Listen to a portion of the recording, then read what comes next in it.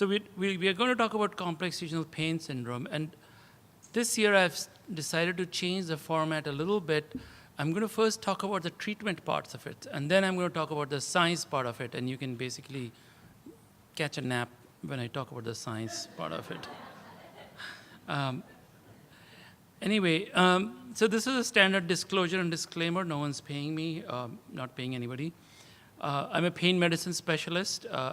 I'm an assistant professor at Brown Medical School in Rhode Island, and I did my training and fellowship at the Harvard Medical School. So the question is, how do you know you have CRPS? The reason I put this is, I need you to know that how to diagnose your own CRPS yourself. And also, how to be, the reason I put this is because a lot of the times what was happening was I had patients coming in who were told that they had CRPS, and I didn't see any signs of CRPS.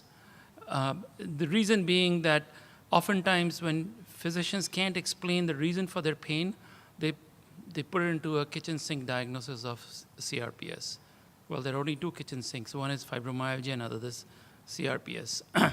So briefly, the pain usually starts in a limb, but it can start somewhere else. It can start in the trunk, the spine, abdomen, chest wall, pelvis. The third point is really important. It's a constant pain. It never, ever goes down to 0 to 10. If your pain ever goes down to 0 to 10, say, for example, you sit down to watch a Tom Hanks movie and your pain drops down to 0 to 10, it's probably not CRPS. The other thing that's very typical of CRPS is that they have spontaneous intermittent exacerbations. So you might be just watching a movie, sitting on a couch, and all of a sudden the pain shoots up without any activity. That's usually a sign of CRPS. There's a temperature difference between the two sides. There's a color difference. Now the color difference comes and goes. So remember to take pictures of both sides before you go to see your physician, because you want to show him the color difference. There's swelling that comes and goes.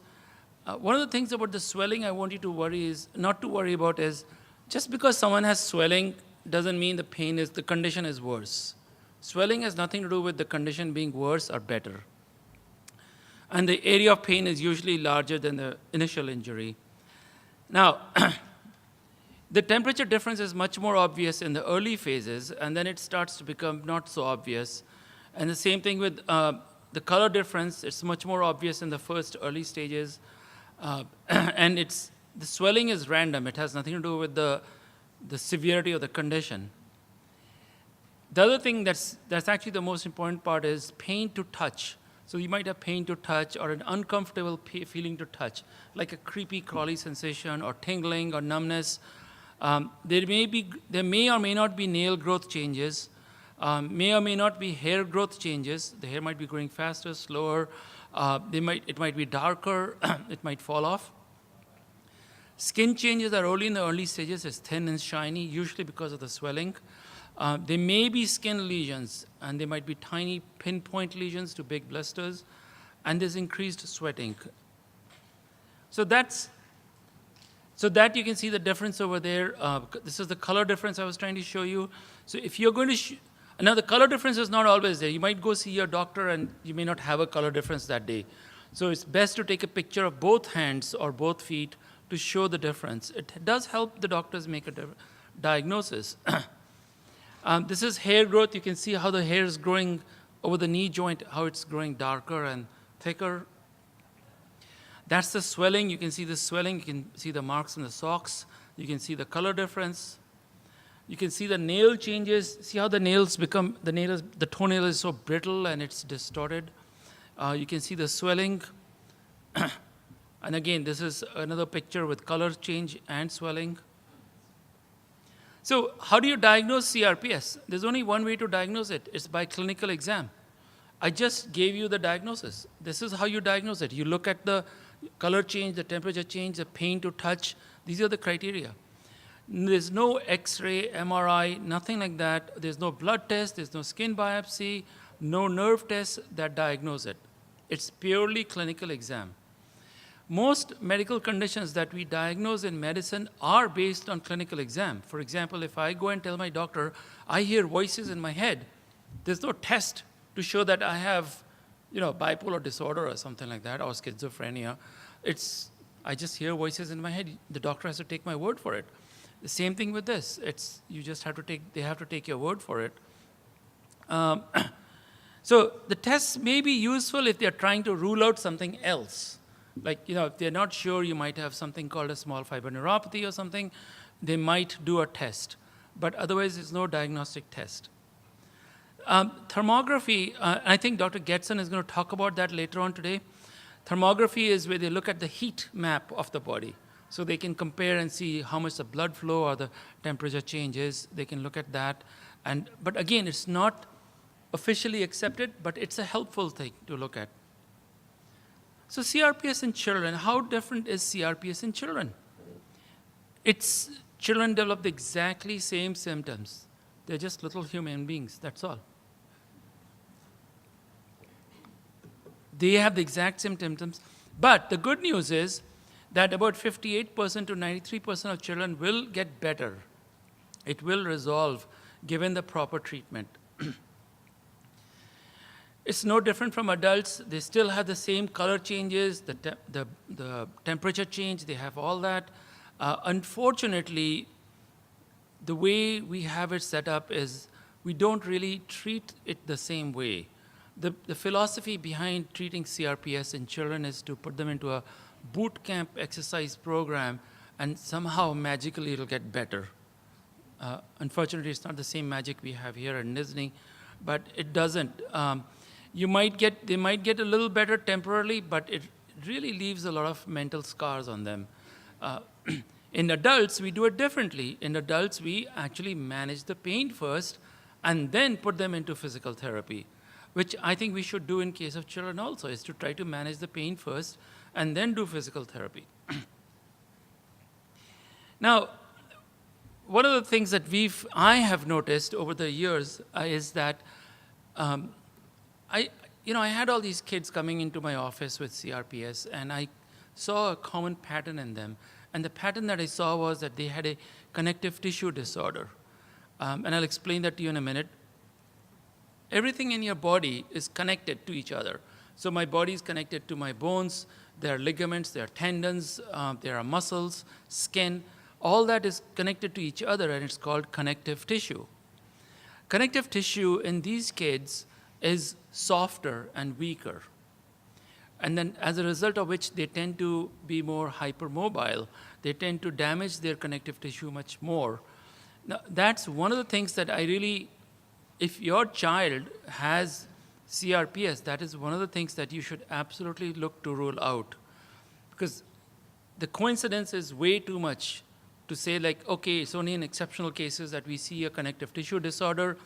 There are way too many kids that I see who have connective tissue disorder and CRPS, or some kind of a pain because of nerve pain.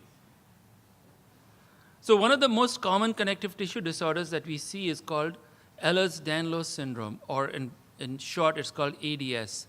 It's a really easy way to figure out if your child has it or not. If you just go online, Google it, you'll find it.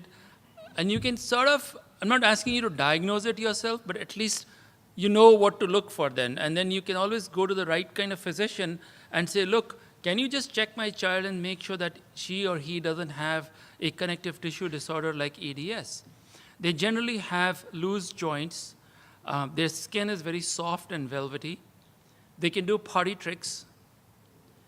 Other things that they present with are headaches. They have body-wide pain. They have belly pain. And all the testing in the world has not shown anything wrong with them, but they do have belly pain, and that's a whole different story I can go into. They're sensitive to certain foods, a lot of foods. They're sensitive to medications. They have, quote, a lot of allergies, lots of fatigue, and they have poor sleep.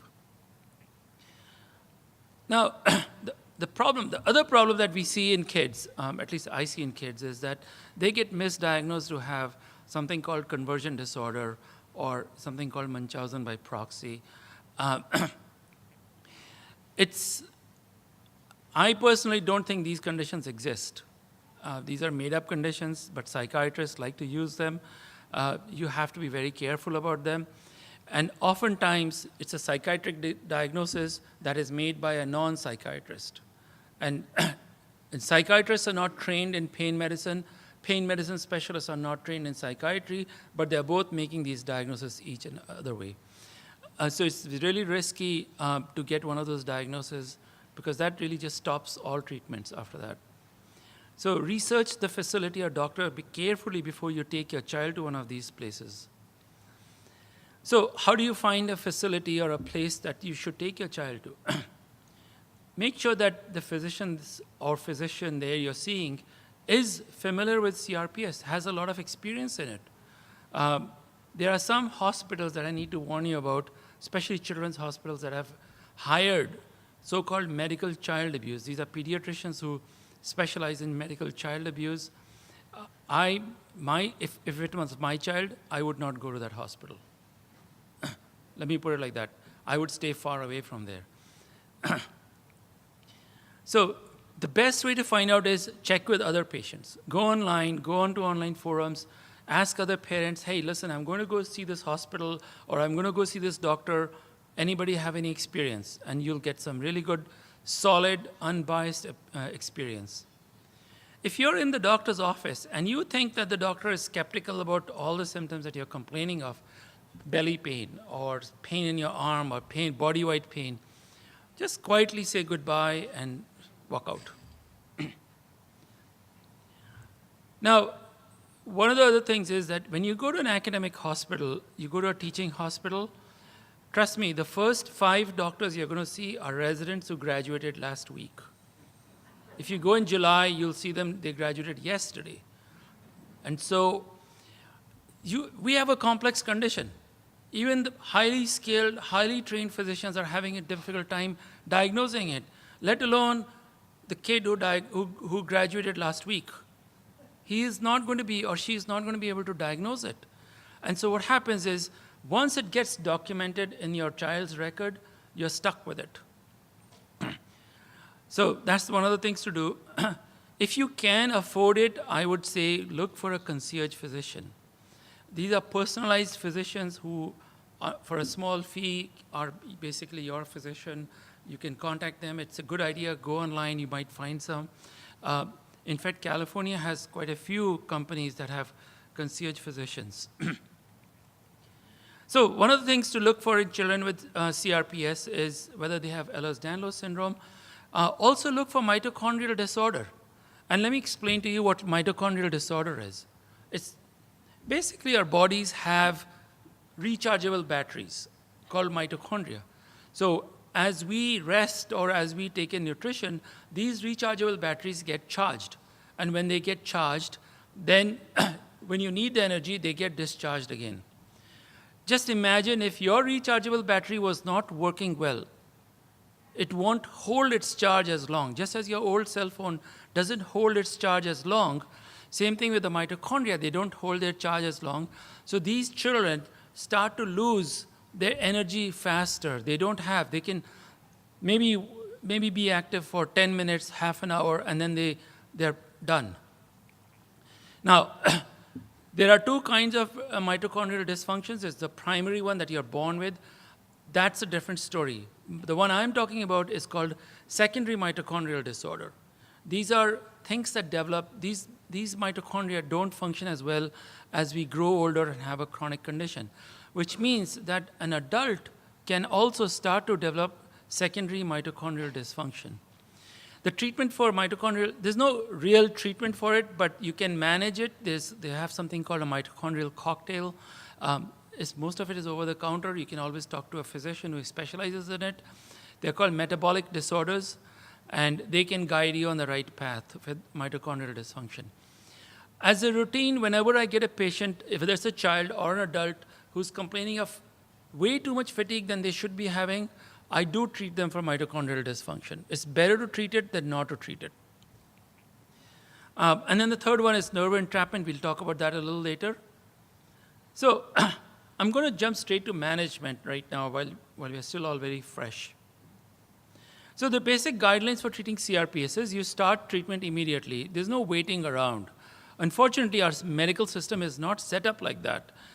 It takes months to take an appointment, and then you might find the wrong doctor after 3 months of waiting, and then you go look for another one. But whatever it is, start your treatment early on. It should be evaluated by a physician who's well experienced in this.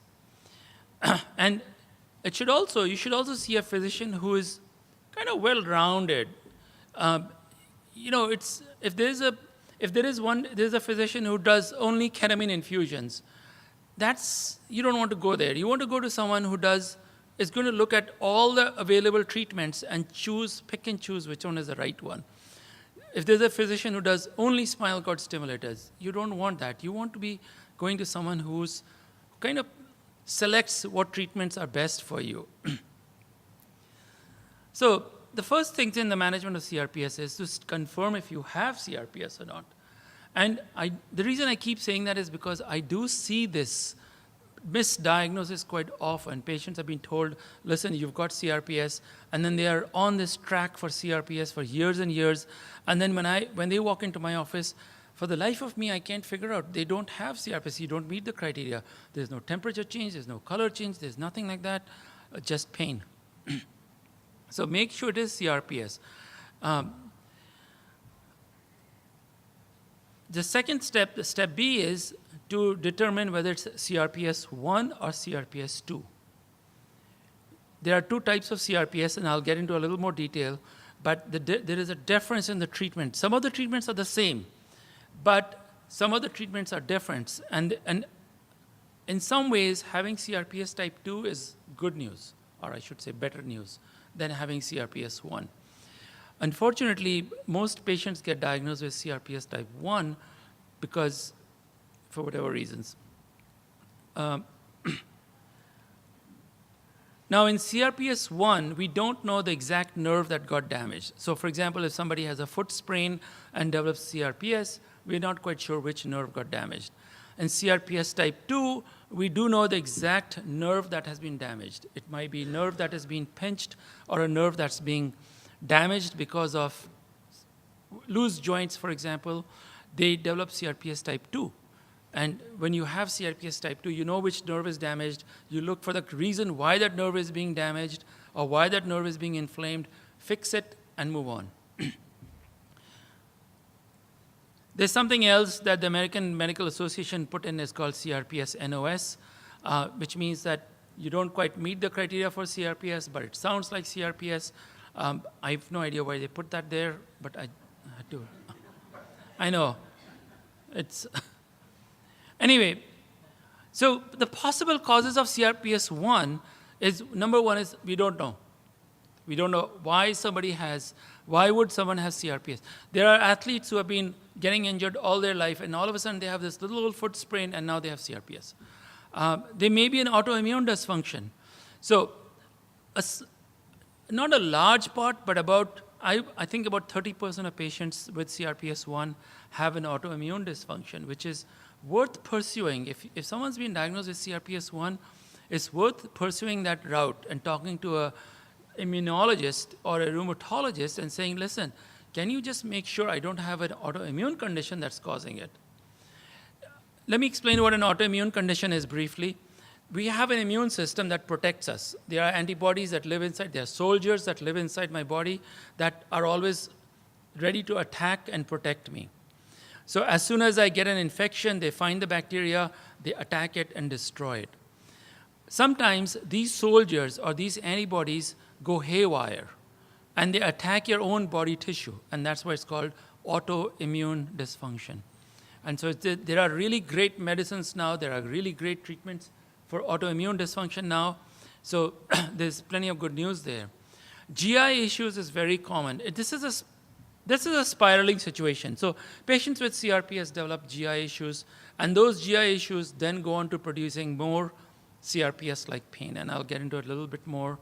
The other one I mentioned is mitochondrial dysfunction, and in kids, it is also Ehlers-Danlos syndrome or joint hypermobility.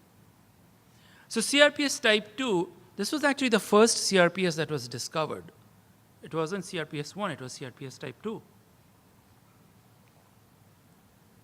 in the First World War. Most of the symptoms in CRPS 1 are similar to CRPS type 2. But again, like I said, if a physician spends enough time and effort, they can identify if it's CRPS 1 or 2. And if you have CRPS type 2, then that's good news because there is a definitive fix for that. But the only way you can do that is if you have somebody who's going to take the time to go through your history and exam and find out, oh, I jumped off a wall and now I landed in my heels and now I have this pain in my leg. CRPS 1. No, it's not. It could be CRPS type 2. So I'm going to give you some examples of CRPS type 2 in the arm and another example of CRPS type 2 in the leg. So in the arm, there's something called thoracic outlet syndrome or ulnar nerve entrapment. In the leg, there's something called a peroneal neuralgia. There might be scarring after a nerve injury. Or in case of kids, it could be Ehlers-Danlos syndrome. Actually, I wouldn't say kids, even in adults who have missed this diagnosis. There's diffuse inflammation of the nerve because of the joints being very loose and dislocating. Now, this is an example of thoracic outlet syndrome. You can look and see how it can be confused with CRPS of the arm. Now, what really happens is,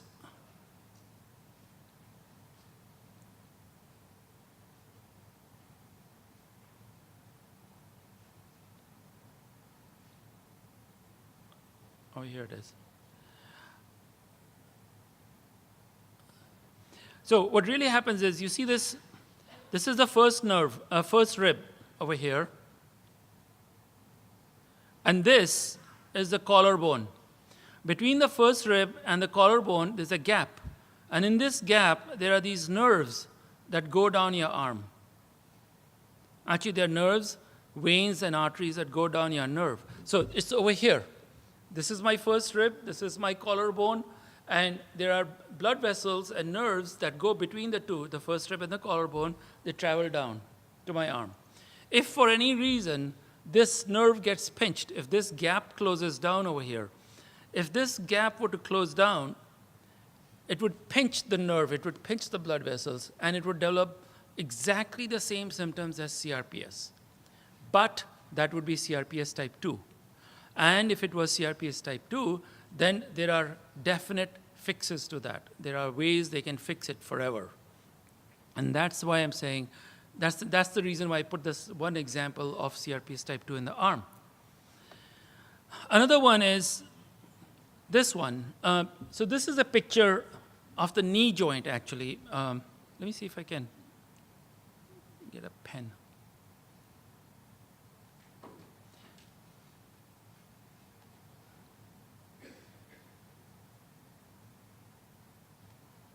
So this is the knee joint, and just below the knee joint on the side, there's a tiny joint. On the outside of the joint, outside of the knee joint, there's a tiny joint over here. And just around the knee, around that little joint, there's a nerve that winds around, and it's called the peroneal nerve. Okay, the responsibility of this nerve is it carries pain sensations or sensation down the leg, below the knee. It's also responsible for lifting my foot as I walk. So when I do this, that's my peroneal nerve doing that job. Now, when the peroneal nerve does that, if my peroneal nerve was damaged, I wouldn't be able to lift my foot as much. And these people tend to sort of, it's called foot drop. So that can happen from somebody having a fall, or somebody. In fact, I met one of the kids over here who had somebody slammed into him on the outside of the knee joint, and damaged the peroneal nerve. So this is the thing. You'll have to look for these specific things. Are you developing a foot drop? Do you tend to trip when you walk? Is the pain? And it's really simple. If a doctor were to go and push on that nerve slightly, just very lightly, you would be able to reproduce the pain down the leg. And that would be the exact same symptoms as CRPS type 2. And if you do have that, then there's a definite fix to it. So this is the reason why I'm trying to stress why it's important to differentiate between 1 and 2. And 2 is more common than 1. All right. Moving on to the question that everybody has been talking about, is called ketamine. So there's some good news about ketamine now. Up till the longest time, ketamine was considered like, oh, stay away from it. But now people are beginning to accept it more and more. There's more and more literature on it. There's much more medical literature coming out, especially with the whole opioid crisis. People are starting to look at ketamine as another source of treatment for patients with severe CRPS and other pains. In fact, just last month, they came out with guidelines for treatment of chronic pain with CRPS using ketamine. And the FDA is on the verge of approving it for the treatment of depression. And so hopefully, we'll be able to get it through insurance also.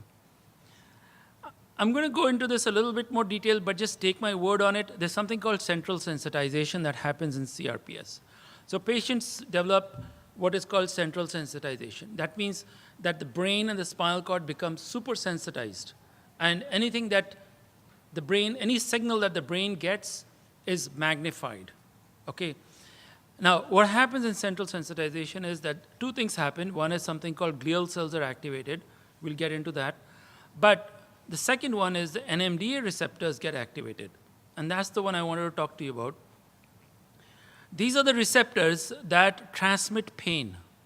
So every drug in the body works as a key and a keyhole mechanism. So a key fits into the keyhole and it turns, moves the lock, and things open up. But if you put a dummy key in there, then nothing happens and it prevents the real key from getting in. So these are called NMDA receptors. NMDA receptors are responsible for transmitting pain.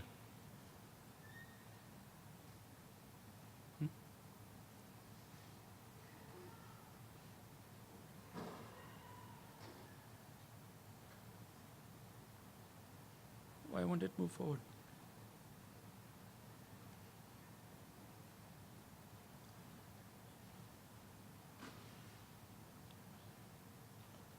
All right, so in CRPS, just take my word for it, NMDA receptors are receptors that we don't want them to be active. They are the ones that cause pain, okay? So in CRPS, what happens is not only are these NMDA receptors activated, they also proliferate. That explains the amount of pain that people with CRPS feel. The other problem is that these same receptors, these same NMDA receptors, also increase sensitivity to pain, but they also decrease sensitivity to opioids. So it's a double whammy. That's why a lot of the times you'll see patients with CRPS don't really respond well to opioids.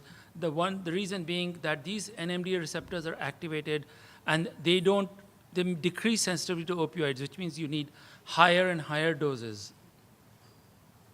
So ketamine is a good NMDA receptor blocker. It's actually the best NMDA receptor blocker. There's nothing better than that. It's a very safe drug. There's a lot of literature about hallucinations and delirium and all that. Those are all in higher doses given all of a sudden you give somebody a boatload of ketamine, yeah, they'll have hallucinations. But most drugs do that anyway. So it's a very powerful analgesic. It's one of the most powerful painkillers at low doses. The problem with ketamine is that it doesn't get absorbed well if you take it orally. If you take it by mouth, it doesn't get absorbed well. That's the downside to it, which means you have to take a much higher dose if you take it as a pill, which means that you're more likely to get a side effect from it if you're taking it at a higher dose. So it is effective given IV as an intravenous or under the tongue, which is almost the same as in IV, or nasal. Like I said, the FDA is considering it for treatment of depression, and hey, we're all depressed. I'm depressed. That's true, right?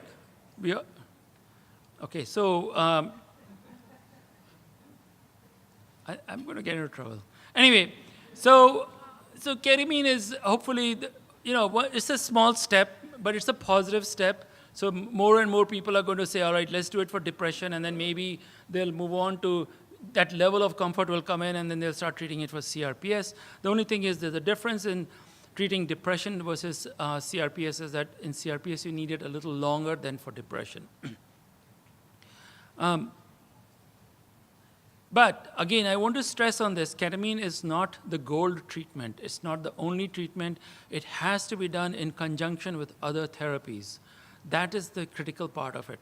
Remember that. It's not as simple as, I'm going to go to that Dr. XYZ, get my ketamine, and come back home, and I'm all good. Yes, you will be good for a couple of weeks, but in the long term, you're not moving forward. We are just bobbing up and down. How does one get, there's no standard protocol, but this is kind of a protocol that most physicians who treat CRPS do. They do what is called a loading dose for 10 days. It doesn't have to be for 10 days. Sometimes it's 5 days, sometimes it's 6 days, 7 days, depending on how well you respond. For me, I don't think I've ever done 10 days. Usually, if I'm seeing a good response by day 6 or 7, I'll say, fine, we'll see you back in 2 weeks. The infusion is done slowly over 4 to 5 hours. You start at a very small dose. So if you're starting it on a Monday, for example, you start at a really small dose. Then Tuesday, depending on how you respond to it on Monday, you go up on Tuesday, and then Wednesday you go up a little more. Keep going till you get to that sweet spot. There has to be full monitoring when they do that. That's, again, in the guidelines that was put in recently. Boosters are important. This is the one thing I wanted to point out.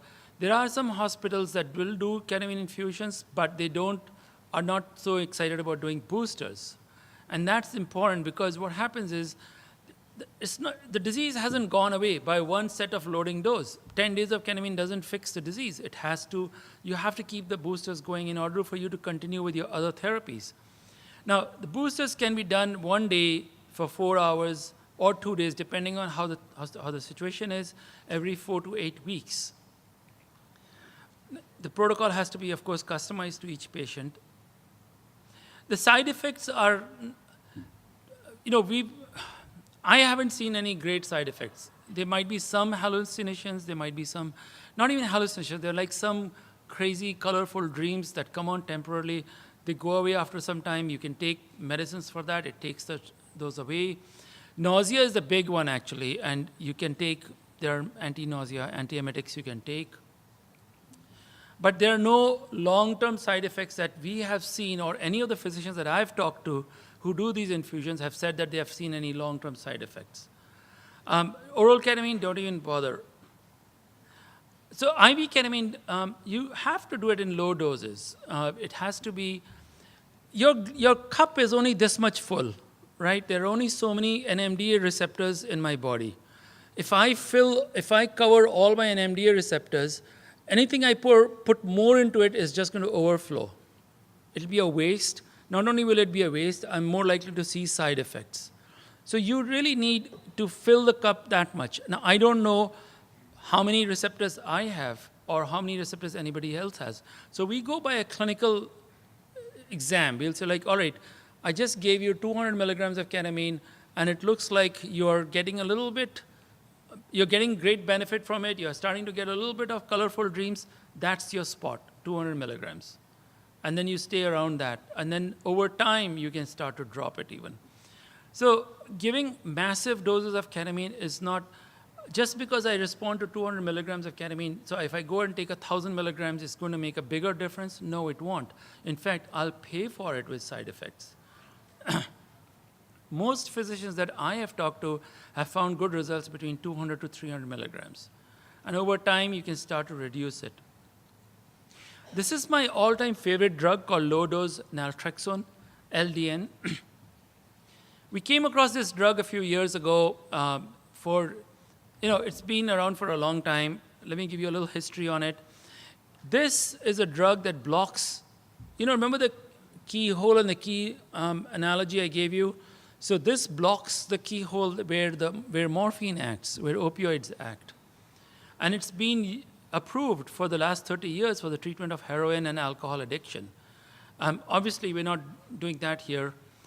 But one of the things it does is, when you take it in a small dose, it can reduce the central sensitization or the glial cell activation, and I'll get to that later on, which means it calms the brain down. It calms the spinal cord, the nervous system in our body down, in order to, so that it's not as sensitive anymore. That's what it does. So once it calms it down, then the brain does not produce any more chemicals that cause pain. There are 3 theories in how it works. One of them is it increases the production of endorphin. And endorphin is one of the most powerful opioids that the body produces. We cannot reproduce the level of pain-killing, the pain-killing strength of endorphins by taking morphine. We cannot. These endorphins are really powerful. So it makes your body produce your own opioids. You don't need a prescription for it. It also increases production of something called opioid growth factor. And that helps repair tissue and healing. And then it also decreases glial cell activation. So what I'm trying to say is that, without confusing things, is that LDN is a good drug to try. It's very cheap. The dose is anywhere from 1.75 milligrams to 4.5 milligrams. It's once a day. In the initial phases, it can cause some insomnia and mild headaches. I usually tell patients to start it in the morning, and then after a few weeks, they can go take it at night. But the thing that patients report, is increased physical activity. Their flare-ups are not as bad, and they have a better tolerance to pain. It's by no means a cure. It's not like it's a magical drug, all your pain will go away, but it does make life much more bearable. Try it. It's a slow-acting drug, so you have to try it for at least 6 months before making up a decision. It has to be made by a compounding pharmacy, because the normal naltrexone pill is about 50 milligrams, so the compounding pharmacy can dilute it down to 4.5 milligrams. If you want to read more about it, there's a website called LDN Research Trust. They're doing a really good job. In fact, they have a conference coming up, I think this month, in Oregon. But their website has a lot of information on it, on pain and other conditions. LDN Research Trust. This is so what happens this may sound a little weird. It's called sensory deprivation therapy. I don't know if you've ever heard of it. They're called flotation tanks. In CRPS, because of the intensity of the pain and because of the nature of the condition, the nervous system is dialed up, it's wired up.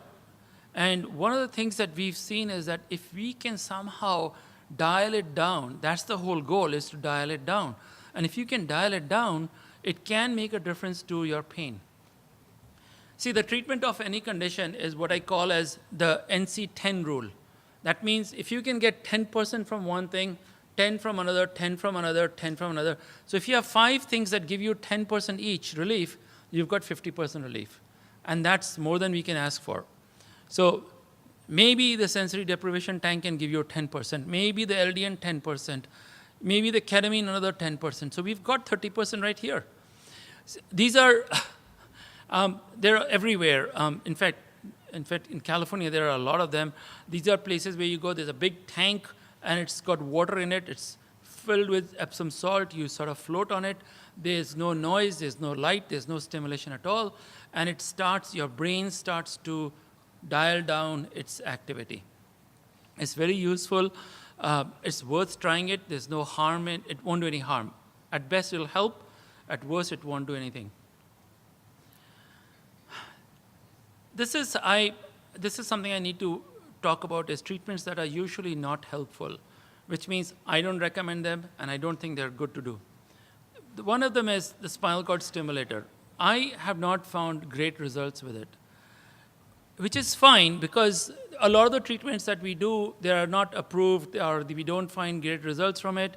But if I were to take a pill, say, if I were to take a vitamin pill and say, like, this will cure my pain, The worst case, it may not help, but it won't do any harm to me. Unfortunately, with the spinal cord stimulators, I think it can cause harm. And there's a risk to getting it done. It's a surgical procedure. You're putting electrodes into the spine. I have not found good literature on it. Most of the literature that's been published has been written by companies that have sponsored this study, or by physicians who own literally shares in these companies. I was shocked to see that. My personal opinion, I may have seen like 2 or 3 people it has helped, but it's risky. It's not a procedure that I would recommend easily. The results are not that great. They've now come up with something called the dorsal root ganglion stimulator, which makes even less sense to me now. And I'll explain that to you a little later. But the complication rate from putting these spinal cord stimulators is about 25 to 50%. And these are not simple complications. It's not like a little old rash. It's surgical complication. There's batteries falling out, or it's getting infected, or there's bleeding in there, or the wire is breaking off, all kinds of complications. That's what it looks like. That's the wire, that's the electrical wire that's threaded up. Nerve blocks.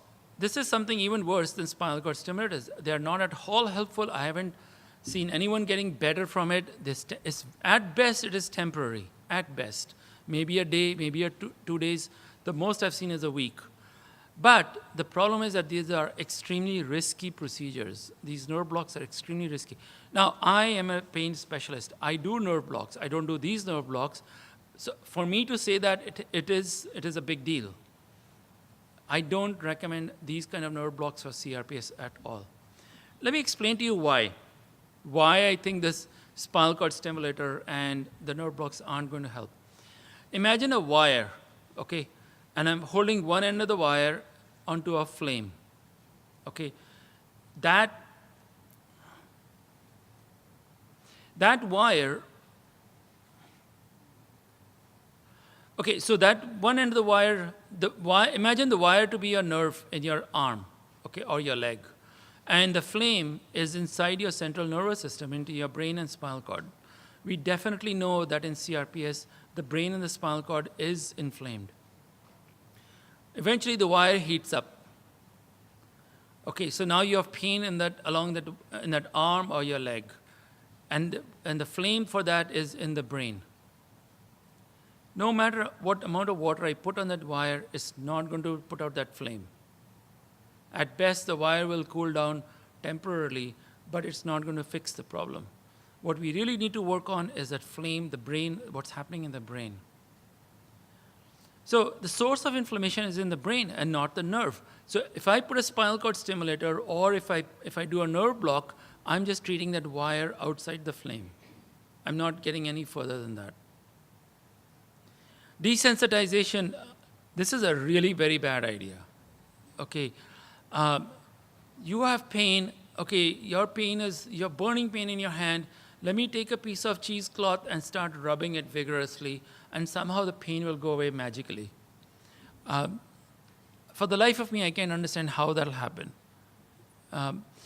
So the idea being, so when you ask people why are physical therapists and why are doctors recommending desensitization, the science behind that is zero. There is not one piece of published literature on desensitization. Yet everybody recommends it.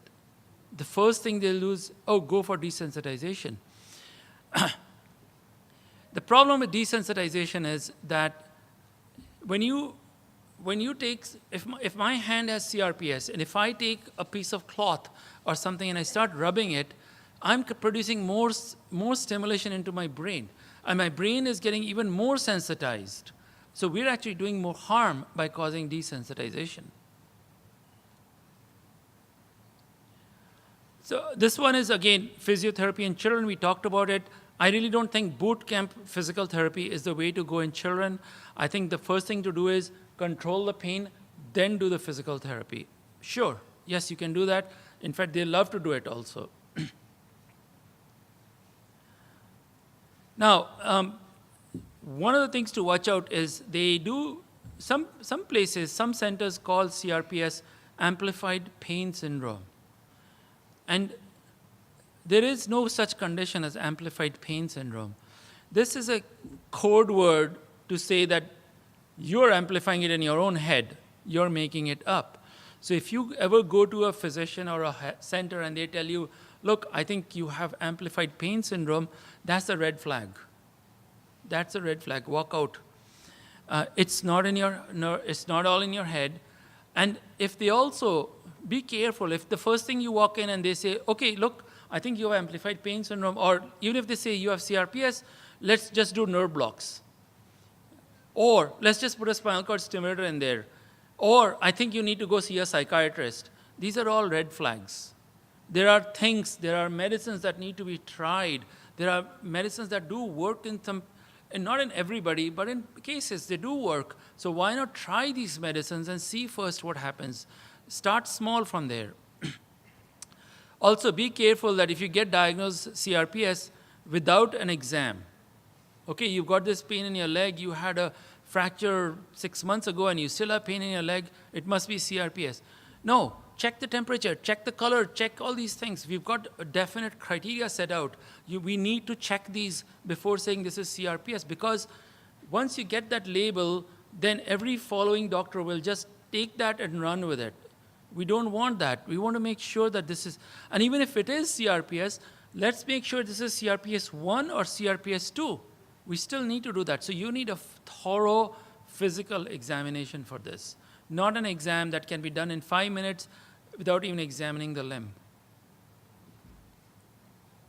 I'm sorry, I sound a little negative on this, but I really have to, I feel like it's my duty to protect you guys about these things that I know. Anyway, let's talk about something more useful. Gastrointestinal system, GI system. This is how foods affect our systems. Okay, there are two things that I need to talk about. The small intestine has 1,000 different type of bacteria. The large intestine has 10,000 different type of bacteria, okay? So small intestine, 1,000 different types. Large intestine, 10,000 different types. These guys don't talk to these guys, okay? They live in their own territory. Now, what happens in some of the cases, actually in a lot of the cases, I think in maybe happening in CRPS is that because of the movement of the intestines slows down, these 10,000 guys creep over to the small intestine, and they basically overpopulate it. And this condition is called SIBO, also known as, oh, I guess I don't have it, small intestinal bacterial overgrowth, or SIBO.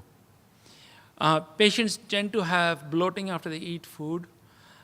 They tend to be somewhat gassy, and of course, abdominal pain. The diagnosis is really easy. It's a breath test. They take a little sample of your breath and test it, and then there's treatments for it. There are definitely treatments for it. Now, why do I want to talk about the GI tract? Because the GI tract has the second largest number of nerves after the brain. And these intestines, when they get damaged, they produce nasty chemicals that trigger pain. These chemicals are called cytokines. These cytokines are chemicals that are produced by the intestine that cause the nerves to get inflamed. So the GI, your stomach, is a source of this pain. It also produces something called TLR4, which is toll-like receptor 4, and that's where the LDN works. It suppresses toll-like receptors. So that was what I was talking about, was a small intestinal bacterial overgrowth. Patients usually present with bloating, abdominal pain, fatigue, weakness. It is usually seen in autoimmune dysfunction and CRPS. The test is really simple. You do a breath test. And then, of course, once they find that out, then there are definitive treatments for it. One of the newer conditions, not newer, one of the rarer conditions that we think are also happening in patients with CRPS who have predominantly belly pain is something called MALS, median arcuate ligament syndrome. It's a really fancy word, but what it means is that these patients present with belly pain, especially after eating food. There's bloating, and there are certain postures that actually make the pain worse, and certain postures that make this pain worse. And the pain is usually in the upper abdomen. Long story short, there is a nerve in there, which is next to an artery called the celiac artery. This nerve is called the celiac ganglion, and this celiac ganglion may be getting either compressed or inflamed. And it's not a difficult condition to diagnose, but somebody who knows about MALS can do that. If you can always find a physician who understands MALS and can tell you. There's a test for it. And the treatment is actually surgical. They surgically go and remove that celiac ganglion. And if done early enough, the symptoms completely, fully resolve. This was the other thing that's been coming up a lot. I get asked, is neridronate or neridronic acid. So they did this, Italians in Italy, they did this study where 100% of the patients who were given neridronic acid with CRPS got better, which sounded a little weird to me. But they want to do a trial in the United States.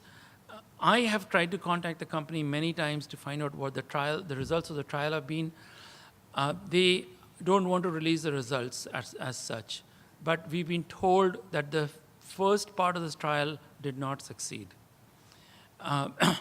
They did the same company did a similar study with another drug, a cousin to neridronic acid called zoledronic acid in the UK, and it failed over there. The reason I'm bringing this up is because I have not seen anyone get better. Even in that study from Italy that they had done where 100% of the patients got better, I actually have 2 of those patients, and they're definitely not better. So I always get a little suspicious about these things.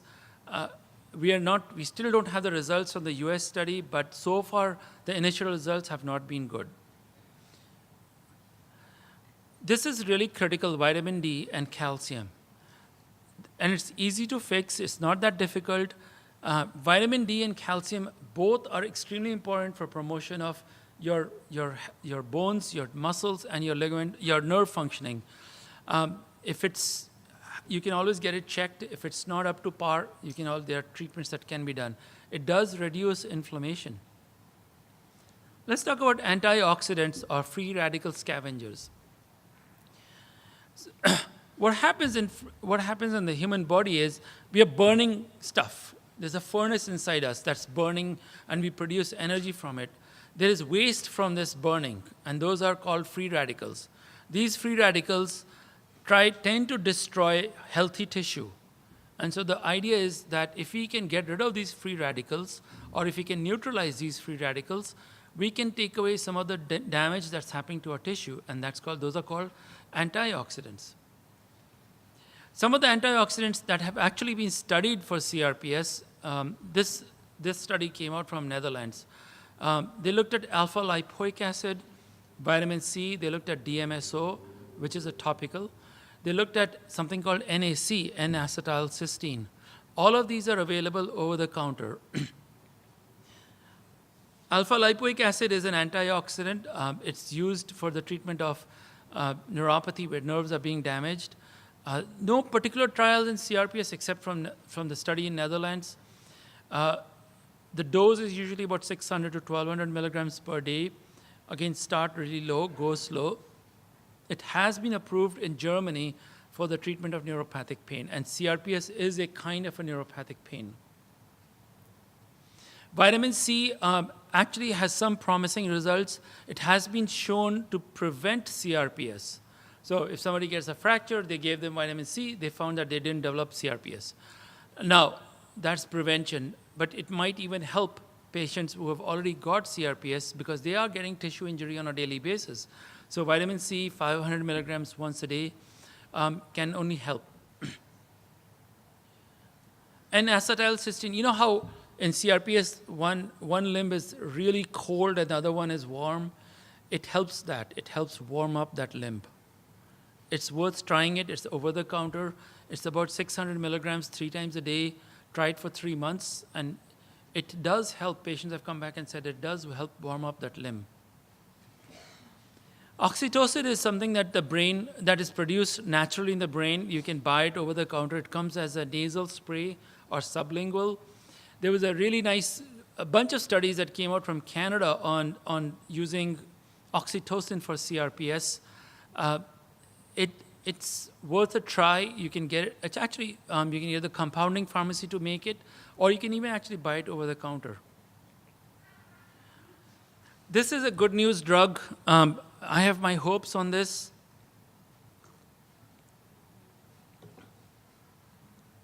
These are the names by it's being sold in the US right now. Aimovig, Ajovy, Emgality, and then there are 2 more that are scheduled to come out. So we have 5 drugs in this family that are supposed to be coming out. They are called calcitonin-related gene peptide, CGRP. Right now, these drugs are approved only for the treatment of migraine. Migraine is a cousin to CRPS. It's the same some of the similar principles are in migraines also.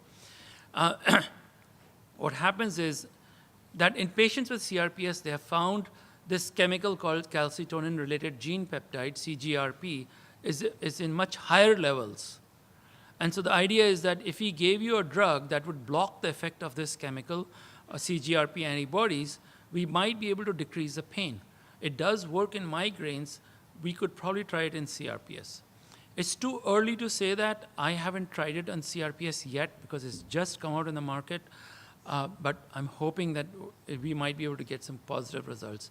It has very, very low side effects, very low side effects. It's an injection. You can administer it yourself. It's not an infusion. And I'm somewhat optimistic that it'll help. Except there's one company that's come out with a pill. It is coming out with a pill, but the rest of them are injections. And the top 3 are already out in the market. If you can convince your physician to try it, that'll be great. Electrical, stay away from anything that has electricity in it. So anything that zaps you, stay away from it. It's not helpful. You don't want to be zapping nerves that are already inflamed.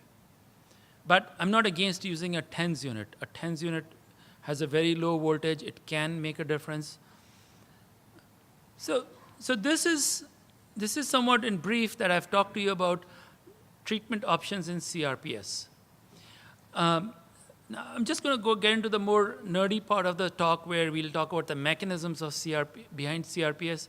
And the reason I want to talk to you about the mechanism, so you understand what's going on with your body. Once you understand, you can do things to prevent it or do things to help yourself. So what we know now is there's 2 things happen in an injury. Okay, there's inflammation, and then there's cortical reorganization. That means that the structure of the brain changes. So the brain is very plastic. Okay, the brain changes its shape and structure all the time. Up till recently, we thought the brain was the brain. You couldn't do anything about it. You were born with it. But now we know that it does change itself. So if things go wrong, if we have CRPS, the brain changes itself. Maybe if we can rewire it, or maybe if we can change it again, we might benefit from it. And that's where one of the things about physical therapy or exercise I like is because you're now trying to rewire your own brain. But let's talk about the first thing that happens. It's usually in the first stage, what is called as facilitated inflammation. That means inflammation that's way out of control. It usually is in the early stages. It presents as skin redness, warmth, swelling, increased nail growth, hair growth. And this is caused by the same guy, calcitonin gene-related peptide. So in the initial stages of CRPS, I think those drugs that we talked about was the CGRP antibodies might work well. Now, what also happens is that there are certain cells in our body called mast cells. Is this all too much for you guys? All right. Okay, I just feel bad going on and on about all this stuff. Anyway, you can watch it on video when you're getting bored. The cells, these cells are called mast cells. Okay, they're part of our body. They're part of our immune defense mechanism. They live there. When I get a bacteria or when I get something foreign into my body, these mast cells get activated and they release these nasty chemicals that go and destroy this foreign bacteria. But the problem is that these same chemicals that they release also sensitize the nerves to pain, especially in the skin. So mast cells, what I'm trying to say over here is that in CRPS, there is mast cell activation going on. That's the part that causes the redness, the pain to touch on the skin, and some of these symptoms. And there are a bunch of other symptoms. There are drugs. Fortunately, there are drugs that work on mast cells, worth trying. One of them is called cromolyn. Cromolyn is a prescription drug. It comes in different forms. It comes as something you can drink. You can inhale it. It's worth trying it. Quercetin is another drug. It's over the counter. You can get it in the pharmacy or on Amazon. It stabilizes the mast cells. Cortical reorganization. So like I said, the brain is plastic. It changes its shape. It adapts to the signals that go into the brain. So when the brain is getting flooded with pain signals, it changes its actual structural shape. And they've been able to detect that. So if it can change its shape to the pain that's coming from my right arm, maybe if I do something to change its shape back, I may not feel the pain as much. So how do you do that? The first thing is to reverse these changes, you do what is called, you control the pain. And that's where all the other drugs we talked about, the ketamine and all the other drugs we talked about for pain that can be tried. And then the second one is to keep using that limb. Don't baby it. Try to move it. I'm not asking you to do a massive marathon, but just gently move it a few times, constantly be on the move. One of the exercises that you can do to reconnect those brains, to change the shape of your brain structure again back, is called, bless you, graded motor imagery. Now, graded motor imagery, you don't need anyone. You can do it on your own. There are 3 steps to it. The first one is called left-right discrimination. The second one is called explicit motor imagery, and the third one is called mirror therapy. You have to finish 1 to get to 2. You have to finish 1 and 2 to get to 3. Cannot jump to 3 directly. This was a fabulous research that came out from Australia, and it's not easy to do, but it's worth doing it. Do it slowly and steadily. So what is left-right discrimination? In this, what they do is they flip pictures. You look at these pictures, and there's an app for it called Recognize, and it flips pictures, and you have to hit a button, left or right, left or right, left or right, and you have to identify it. So they might show you your left hand, they might show you your right hand, and you have to quickly get it. It's not easy. I flunked the first time. It takes some time getting used to it, but it's definitely worth it, okay? The reason, the explanation is a little lengthy, but the brain develops what is called a neglect. So if my right arm has CRPS, my brain tries to okay, I don't care about the right arm. It doesn't exist for me. So there's a neglect there. If you go to their website, if you can read it, it's called gradedmotorimagery.com, and you can get all this information there. The second part of it is that it's weird. If you see something moving, or if you decide to move, say, for example, I'm going to pick up that cup. Even as I'm thinking I'm going to pick up that cup, 25% of my motor neurons, 25% of the nerves that control my arm movement have already started functioning. So when I go to pick it up, they've already started moving, working. So to see someone running, you're already getting your motor nerves functioning. So is it worth watching a game? Yes, it's totally worth watching a game. And it's something like this. Of course, this is a pictorial. So as you watch something moving, 25% of your motor neurons, the nerves that control your motor functions, are already functioning. And mirror therapy is not easy. It's really very, very difficult. So you really have to do the first 2 to get to the third one. It's basically you hide your affected side behind a mirror. You can make it at home, a mirror box. You hide your hand behind that, and then you sort of look at your hand, the hand that's not affected, and the mirror, and you sort of do movements there.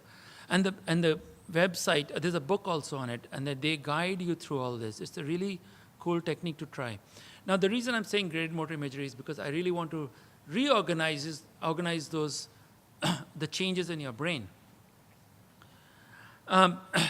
This is just to tell you briefly about muscle spasms. People who have muscle spasms and muscle issues in CRPS. Not everyone does. Unfortunately, ketamine doesn't help muscle spasms and dystonias. But the drug that I find works the best is called Cinemet. It's an old drug. It's a prescription drug. It's used. It was initially approved for the treatment of Parkinson's. What it does is it helps dystonias and muscle tremors and movements more than any other drug, more than any of the other muscle relaxants. Epsom salt bath, Epsom salt has magnesium in it.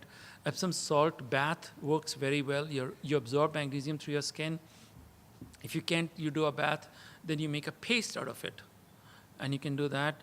Or magnesium pills are helpful. This is just about skin lesions. So people with CRPS can develop little blisters, little spots, breakdown in their skin. The only thing that I found that works for this is ketamine cream, 5 to 10% cream. It doesn't help pain, but it does help these skin lesions for some reason. This is my all-time favorite, service dogs. Okay, parents don't like me saying it. I always get dirty looks from parents, but I'm really popular with the kids when I say it. Service dogs are not pet dogs. So any of you kids wondering about it, they're not pet dogs. But you've seen some of them over here. They are amazing in how much they help. It's just unbelievable. In fact, I can tell you for sure, at least 4 of my patients or kids would not have gone through college if they had not had a service dog. And so it's really critical to get that. Service dogs have to be trained according to your needs. It's not one service dog for everyone. They do train them. They train you. They train the dog to your needs. They do help. They can sense if you're getting an episode of dizziness. They can sense if you're getting pain. They will protect you if you're going to fall or you're going to hit something. They get in the way. They call emergency services. They help with balance.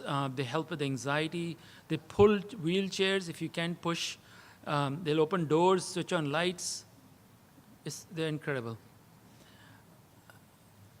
Surgery and complex CRPS.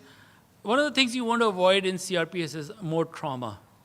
You've already got your nerves that are all worked up, and the last thing you want is surgery. But if you have to have surgery, then start gabapentin or pregabalin 2 weeks before the surgery. Start vitamin C, 500 milligrams. Like I said, it has been known to prevent CRPS.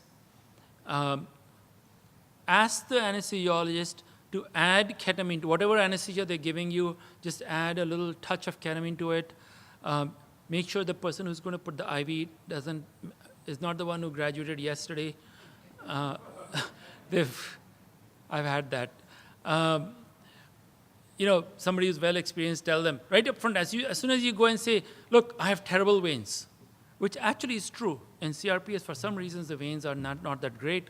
So just as soon as you walk in there, say, look, I have really bad veins, they have a hard time. So they are going to get the most experienced person to put the IV in. Ask for an epidural or spinal anesthesia if it's lower body surgery. Always have somebody advocating for you, saying, listen, don't touch that leg, okay? Like, be on top of things, mark your chart, let everyone know. Because once you're asleep, everyone forgets it's your CRPS leg, and the person you brought for an advocate is sitting outside playing birds. So, needle stick injuries, again, numb the area very well. It's the same thing. If you're going to get IV, whatever, if they need to put a PICC line, I would avoid that. PICC lines are not my best choice. Chest port would be the way to go, but if you have to, you have to, but be careful about it. When you're in the hospital, ask that a sign be put over the affected limb. Some people put a red sheet over it. It just sort of warns people. Hospitals are really loud, noisy places, bright lights all the time. Try to get a room or a place that's really quiet. PEA, palmitoyl ethanol amide. We actually have a vendor today here. I was pleasantly surprised. It's an old drug. It's a very old drug. It used to be it started off in Europe. It's now recently come into the United States. It's a compound that's actually made in the human body. The body makes it. That's why it's called an endogenous lipid. There have been some really good studies to show that it can help with CRPS pain. Only thing I would recommend is when you try it, you have to, when you take the capsule, open up the capsule, put it under your tongue, put the powder under your tongue for 12 days. And then you can go to taking the pill itself. Or you can just stay with because you want to get a lot of loading dose into you before you start it. It also comes as an ointment, and it works very well as an ointment. It's not, I wouldn't say it's a miracle cure, but again, it's in that 10% that you can use. If your knee joint is killing you, you can put the cream on it. It does make a difference. This is a little bit about, I talked a lot about central sensitization. I just wanted to show you what that means. So if I take a pin and if I stick it in my finger, okay, a pain signal travels up my arm into my brain. And then my brain reads it, and I go, ouch, and then sends a signal to my right hand. I pull the pin out, I wipe it, and then sort of cry a little bit, and then I'm all good. Everybody goes back to business. But if I have a pin that I keep sticking again and again and again, then there's signals going up to my brain, and then the brain in turn is sending down signals. So there's a whole traffic of signals going up and down.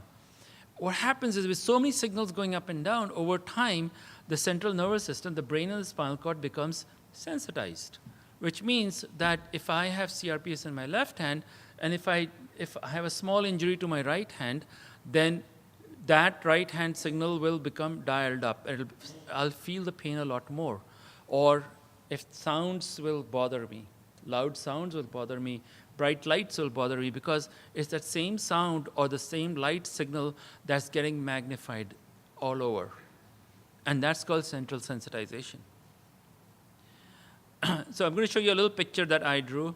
It's going to be in the Smithsonian, so I'll autograph it for you. So anyway, that's the brain and the spinal cord.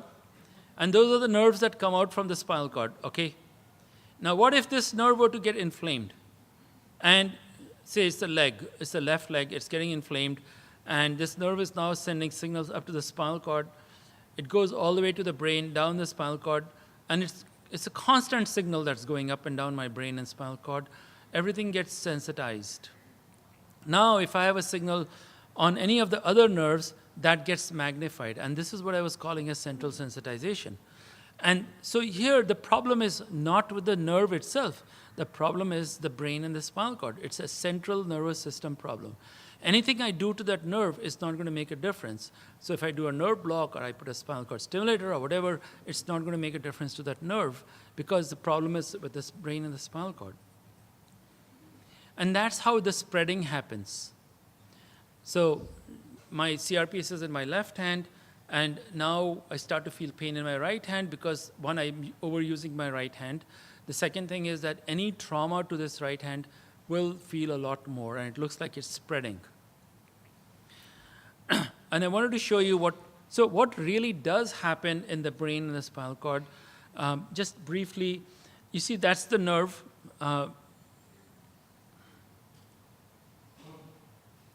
So that's the nerve over there, the neuron, the blue thing, that blue spidery-looking thing is the nerve. I can't pull up the pen here. Anyway, and those little fellows, those little stars, are called the glial cells, and they are like packed around the nerve cell, okay? And they are called glial cells. In fact, 70% of the brain is made up of glial cells. What happens is these glial cells are there to protect the nerve. They don't do anything. They just protect. They clean up. They protect you. But in CRPS, these glial cells get activated. And when they get activated, they get really upset. They release certain chemicals called cytokines. And these cytokines cause these nerves to be inflamed. Remember, they're stuck next to the nerve. So if those little spider-like things were to get angry, release chemicals, the nerve would get inflamed. And that's what happens in CRPS. So just to show you again, from the Smithsonian, you see the nerve there, you see the glial cells over there. So when these glial cells get activated, they release chemicals that cause the nerve to get inflamed. The problem is not the nerve. The problem is the glial cells. Those are the ones that we need to deactivate. And so far, we don't really have great drugs that deactivate glial cells. Ketamine does deactivate the glial cells to a certain degree. PEA does deactivate the glial cells to a certain degree, but they have not been able to come up with any great drugs so far. And so the treatment, again, I wanted to emphasize that it's not the nerve that's the problem. It's the inflammation that's going on in the brain and the spinal cord that's causing this pain. Just wanted to thank Roxanne. She's not here. She and her bunch of volunteers single-handedly held this conference, which is really it's a year's project. She's been harassing me for a year. I know. I hope that's not on video. So it's nice she's done this. It's great. It's a start. This is her first conference. I think she'll probably want to. It'll be great to encourage these things. It's a community. There's a lot that you learn from each other. There's a lot. When I come to these conferences, I listen to everybody, and I learn a lot. And so it's great to come here. I will be happy to take any questions outside. And thank you very much.